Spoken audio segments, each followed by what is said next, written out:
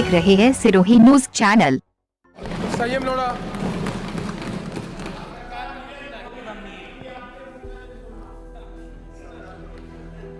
माननीय अध्यक्ष महोदय, बेटा प्लीज बेटे नहीं बोलेंगे। हम आह भी करते हैं तो हो जाते हैं बदनाम, वो कत्ल भी करते हैं तो चर्चा नहीं होती। माननीय अध्यक्ष महोदय, अभी प्रतिपक्ष के उपनेता राष्ट्र कवि रामधारी सिंह दिनकर की पंक्तियां पढ़ रहे थे कि जब विनाश मनुष्य पर छाता है, विवेक पहले मर जाता है। अब ये अपने गिरेबान में छापना चाहिए कि विवेक किसका मर गया है। मर्यादा पुरुषोत्तम श्री रामचंद्र जी ने कहा था कि मैं मृत्यु से नहीं डरता, बदनामी से डरता। और आपके विचार स्रोत दीनदयाल उपाध्याय ने अपनी राजनीतिक डायरी में लिखा था कि किसी दूसरी पॉलिटिकल पार्टी का कोई भी आदमी आए तो उसको कभी टिकट मत देना। हमने अभी कुछ दिन पहले योगीराज श्री कृष्ण का जन्मदिन मनाया। क्या कहते थे? करने वाला तो मैं हूं, तुम तो निमित्त हो। और आज उस परंपरा के वारिस के रूप में राजस्थान की राजनीति में, हिंदुस्तान की राजनीति में कोई शख्सियत उभर करके आई है जिसने चारों दिशाओं से होते हुए हमले का सामना किया है और राजस्थान के 8 करोड़ लोगों के सपने को साकार करने के लिए इन 102 साथियों के माध्यम से लोकतंत्र बचाने की लड़ाई लड़ी। 123 अरे बहुत दिन से 102 कर रहे थे भैया, अब हो गए 123 तो 123 ही कहेंगे। मुझे टिकट नहीं दिया, इसमें मेरा क्या कसूर भाई? मुझे तो जनता ने टिकट दे दिया। माननीय अध्यक्ष महोदय, मानव जाति के हम इतिहास का अवलोकन करेंगे।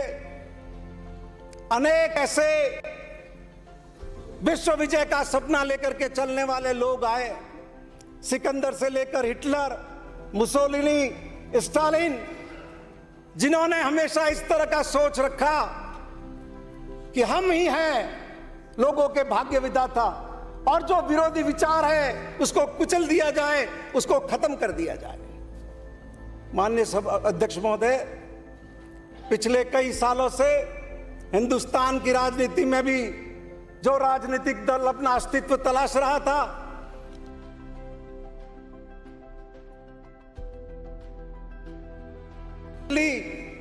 तो एक ऐसा नेता उनका सामने आया जिसने अपने आर्टिकुलेशन के बल पर लोगों के साथ कायम किया, लेकिन साथ में यह नजरिया रखा कि हमारा विरोधी कोई भी जिंदा नहीं रहना चाहिए।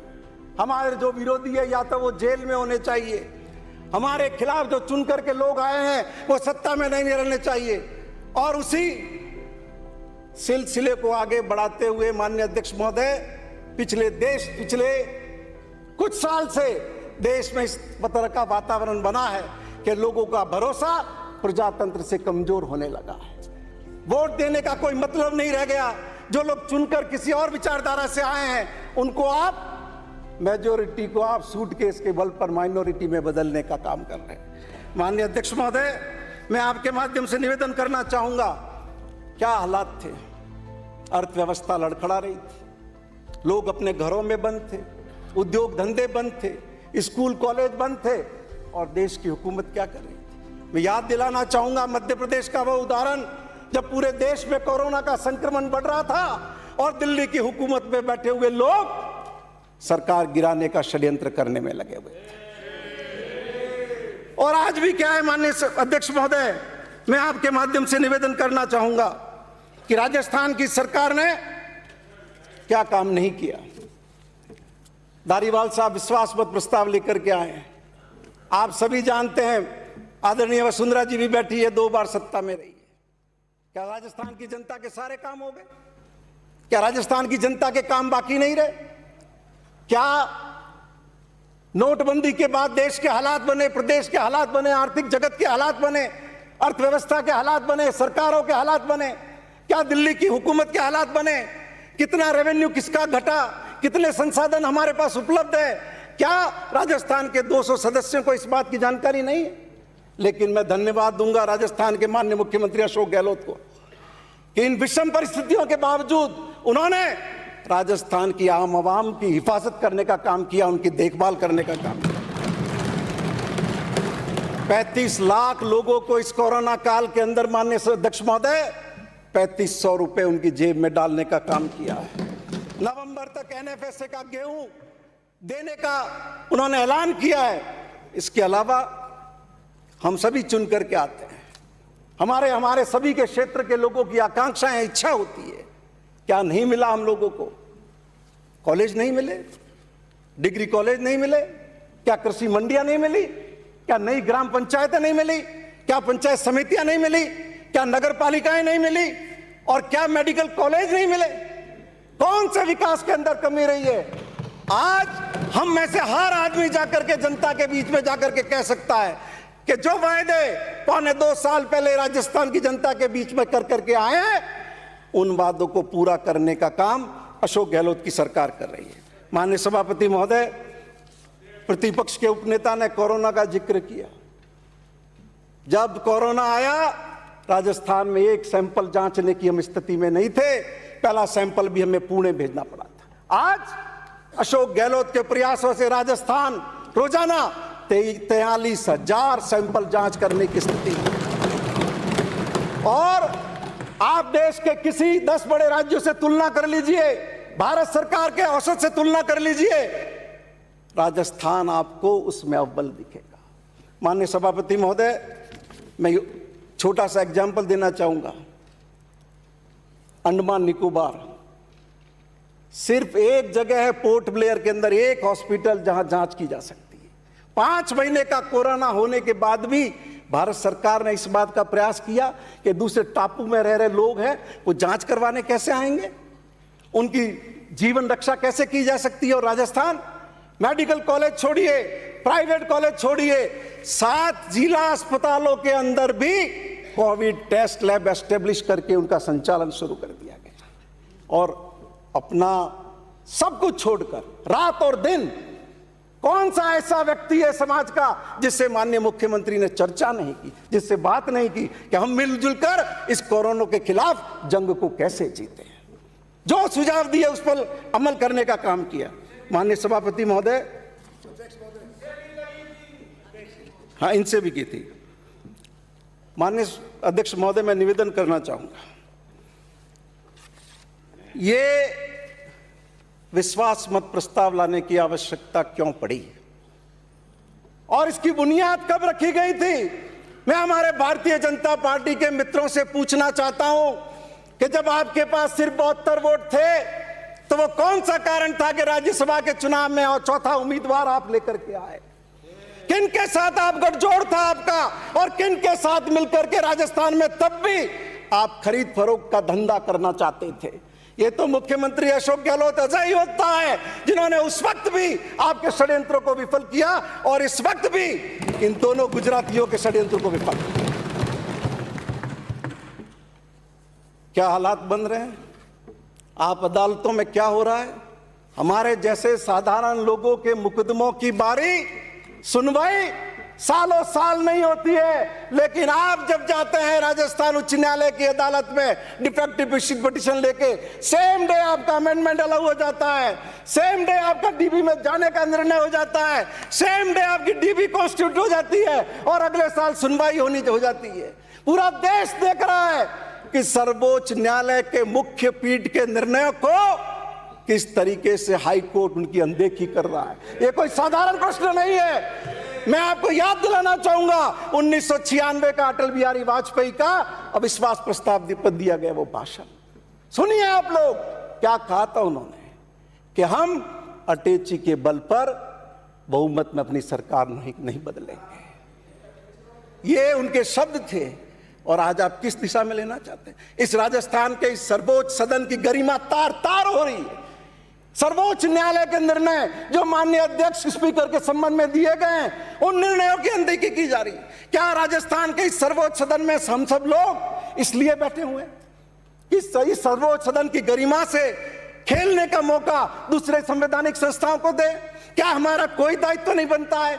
क्या हम सबका मिलजुल कर ये फर्ज नहीं बनता है कि इस संस्था की सर्वोच्चता, गरिमा और प्रतिष्ठा बनाए रखने के लिए ये पूरा सदन एकजुट होकर के संघर्ष करे?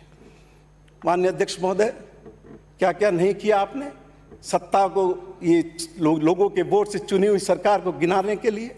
खरीद फरोख्त अपनी जगह है, पद का लालच अपनी जगह है, काले धन का उपयोग अपनी जगह है, enforcement directorate, income tax, CBI, माननीय मुख्यमंत्री जी के भाई पर 15 साल पुराने मामले के अंदर आप नोटिस भिजवाते हैं। क्या समझते हैं? कोई डरता है आपकी सरकार से? क्या करेंगे? ये बैठे हुए हैं राजस्थान सरकार के अशोक गहलोत की कैबिनेट के सदस्य, भैरव सिंह जी के सगे भाई लक्ष्मण सिंह जी शेखावत, इस बुढ़ापे के अंदर आपने उनको वहां के दरवाजे पर घसीट दिया। आपको शर्म नहीं आई? आपको लज्जा नहीं आई इसके लिए?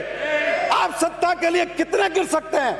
वो लक्ष्मण सिंह शेखावत जिसने अपनी पूरी जिंदगी भैरव सिंह शेखावत के साथ मिलकर के जनसंघ के पोस्टर चिपकाए थे, उनको आप निशाना बना रहे सिर्फ इसलिए कि गवर्नमेंट को टॉपल किया जा सके। और आप क्या समझते हैं? आप कहते हैं 5 स्टार कल्चर में बैठे। 5 स्टार कल्चर नहीं, अपनी आत्मा की आवाज सुनकर के बैठे थे। और इसलिए बैठे थे कि अशोक गहलोत दिल्ली के हुकूमत में बैठे हुए अहंकारी लोगों के खिलाफ देश के प्रजातंत्र को बचाने की लड़ाई लड़ी। मैंने वो दृश्य देखा है सूर्यगढ़ होटल के अंदर। मेरे एक साथी विधायक रात को अपने छोटे बच्चे 3 साल और 5 साल के बच्चों से वीडियो कॉल पे बात कर रहे थे। बच्चे रोने लग गए बाप के लिए, बाप रोने लग गया बच्चों के लिए। वो दारुण दृश्य मैंने देखा है। मैंने समझाया कि हमें इस समय हमारा फर्ज बड़ा है, बच्चों को भी समझाओ, माँ को भी समझाओ, इस लड़ाई को हमके मिलकर लड़ना है। और हमें खुशी है कि जो पाप आपने मध्य प्रदेश में किया, आपने कर्नाटक में किया, आपने गोवा में किया, राजस्थान की जनता को कलंकित होने हमने नहीं दिया।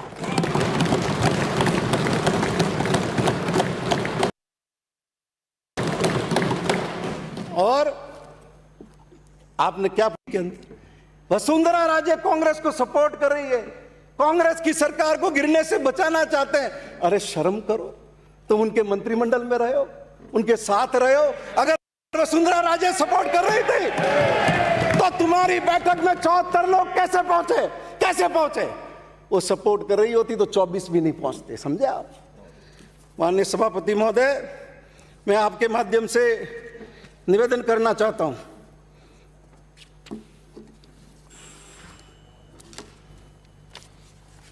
इस सारी पृष्ठभूमि में संवैधानिक संस्थाओं का किस रूप में दुरुपयोग किया गया? क्या यह सदन 21 दिन से पहले कभी आहूत नहीं हुआ? क्या इस राजस्थान की विधानसभा का वो इतिहास हमारे सामने नहीं है? क्या इस 15वीं विधानसभा में भी ऐसा नहीं हुआ? क्या पिछली विधानसभाओं में भी ऐसा नहीं हुआ? और क्या विधानसभा के रूल्स में ये पावर सिर्फ स्पीकर के पास नहीं है? फिर कौन लोग थे जो राजस्थान विधानसभा का सत्र नहीं होना देना चाहते थे? वो कौन लोग थे जो विधान सरकार को गिराना चाहते थे और चुपके से जाकर के शपथ ले लेना चाहते थे? लेकिन एक व्यक्ति के हौसले के कारण ये सारा षड्यंत्र आपका विफल हो गया। किस किस तरह की खबरें प्लांट की आपने? एक एमएलए से दूसरे एमएलए को मिलने नहीं दे रहे, एक एमएलए को दूसरे कमरे में जाने नहीं दे रहे। अरे रोज तुम्हारी छाती पर मूंग दल रहे थे हम।